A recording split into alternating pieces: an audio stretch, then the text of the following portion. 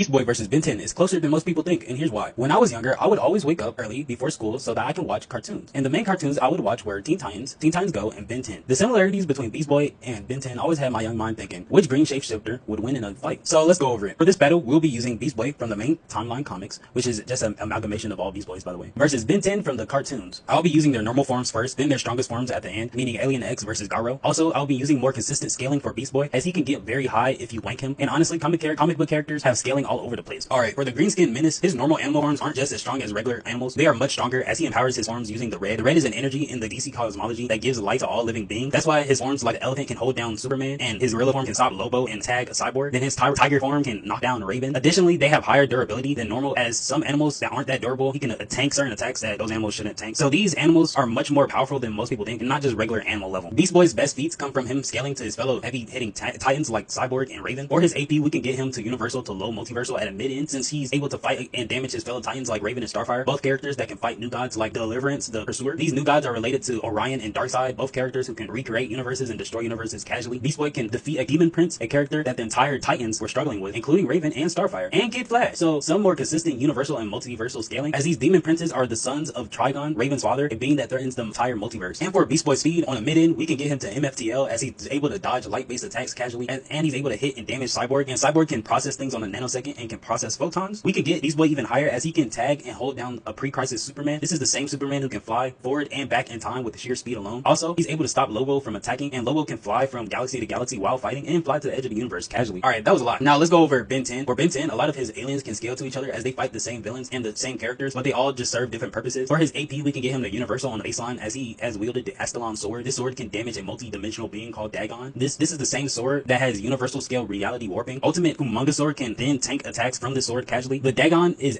also stated to enslave and conquer over 100 dimensions, and is a multi-dimensional being. There was also a time when Ben survived the Big Bang. Big Bang can absorb and contain the explosion of the Nayar. This is an explosion that caused the Big Bang to happen, which the Big Bang is the event that created the universe. For speed, we can get Ben casually to MFTL, as he's able to dodge tachyon-based attacks. These tachyons are how people move across the galaxy and universe in seconds, which could be calculated to be billions of times the speed of light. He also has Jet Ray, an alien who is able to enter the hyperspace and turn into tachyons to do dimensional travel or interstellar travel. So without their strongest forms, Beast Boy surprisingly outscales Ben 10 in both AP and speed, as he's able to tag characters that can move through time and can beat characters that the entire Titans struggle with, which include Raven, Starfire, and Kid Flash, all characters that can fight multiversal beings. But I will say Ben has better hacks and abilities than Beast Boy, but when it comes to base, Beast Boy will win. But I didn't even get to talk about their strongest forms, Garo and Alien X, so let's go over it. Garo is a form Beast Boy takes mimicking Starro, because he needs to stop the Necrostar, the counterpoint to Starro, a character that takes over worlds, and while he was trying to take over the Earth, all the heroes band together